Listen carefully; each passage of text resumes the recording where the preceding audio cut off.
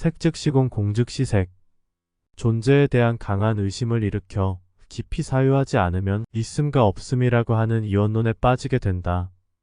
나아가 있음도 아니요 없음도 아니라는 해괴한 경지에도 이르게 되며 있는 것도 아니요 없는 것도 아니라는 비약적 결과도 가져오며 자신 스스로가 비상비비상의 상태에 직접 이르는 과정도 겪는다.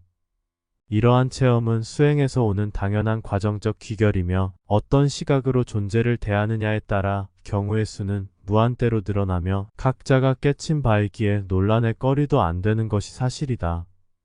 고정된 실체란 없고 끝없이 변화하는 생주이멸이요 성주계공과도 같은 이치다. 여기서 중요한 것은 이러한 것들이 끝없이 순환하여 윤회한다는 것이다.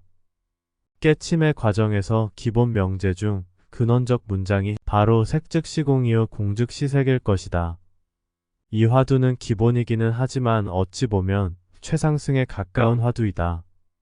이 문장만 정확히 간파한다면 웬만한 이치는 한 것은 한 방에 뚫린다. 그러면 색즉시공이란 무엇인가? 있는 것을 없다고 본다는 것인데 구체적으로는 자신의 내부의 오온을 공한 것으로 본다는 것이며 나아가 자신의 6가지 감각 등 모든 자신에게서 일어나는 현상들을 공한 것으로 본다는 것이다. 또한 존재하고 있는 모든 실체를 공한 것으로 본다는 것이다. 시타르타 이래로 대부분 수행자들은 이러한 색즉시공의 경지를 목표로 수행자의 길에 접어든 사람들이 대부분일 것이다. 왜냐하면 자신 내부에서 일어나는 감각과 외부에 거친 현실의 실상은 자신에게 다양한 번뇌를 일으키며 괴로움을 잉태하는 원인으로 작용함을 알기 때문이며 자각하는 순간부터 이러한 감각은 집착할 만한 것이 못 된다는 확신에서 우러나오는 것이다. 그래서 수행의 방향을 자신을 무로 만드는 길을 가게 된다. 이것이 소승의 벽집을 알아안의 길인 것이다. 참선을 통한 자신의 의식과 마음의 멈춤과 그침, 마음의 정지를 통한 번뇌의 소멸을 통하여 고요를 찾는 것이다. 이렇게 자신의 마음과 의식을 멈추게 되면 신기하게도 자신의 외부에서 어떠한 자극을 가하여도 본인은 무심한 상태로 흔들리지 않게 된다. 이것이 색즉시공적인 견해이다. 그러나 그 상태에만 머무는 것이 아닌 분리를 통한 존재의 드러남은 쉬고 멈추어진 마음을 일깨어 부활시킨다. 이때에 이르러서야 멈추어진 매 순간순간이 참선임을 알며 일상 자체가 화두임을 알게 된다. 즉 색즉시공은 더 이상 색즉시공이 아니게 된다. 색이 공인 것이 아니라 색은 공을 내포하고 있기는 하지만 오래전부터 색은 색으로 존재하고 있었던 거였다. 결국 자신의 윤회도 없는 것이 아니라 끝없이 윤회되고 있었음을 간파하게 된다. 그러면 공즉시색은 어떠한가? 색즉시공은 존재 시스템이 드러나기 이전의 깨우침이고 존재 시스템이 드러난 이후에 오는 깨우침이 공즉시색이다.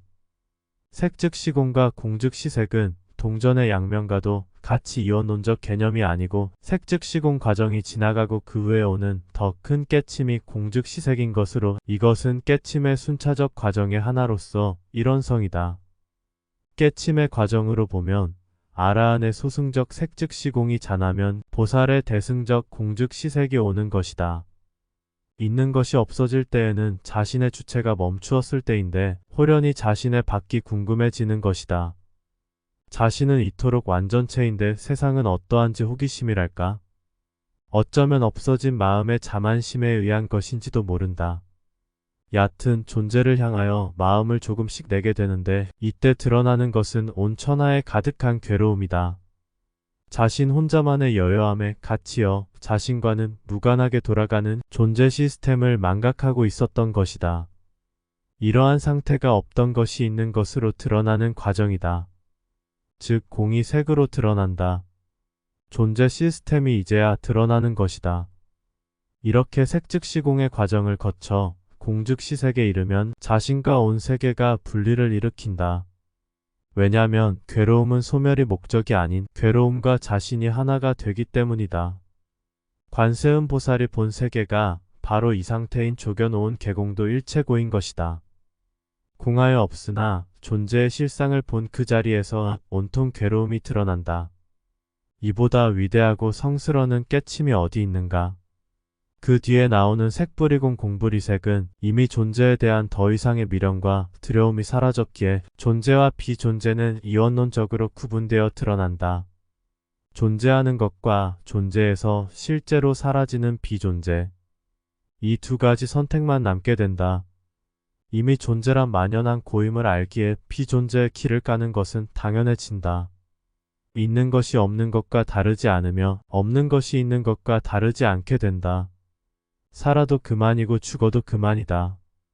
더 이상은 무의미하여 존재 속에서의 있고 없음이 일원성으로 자웅동체 한 몸이 되어버린다.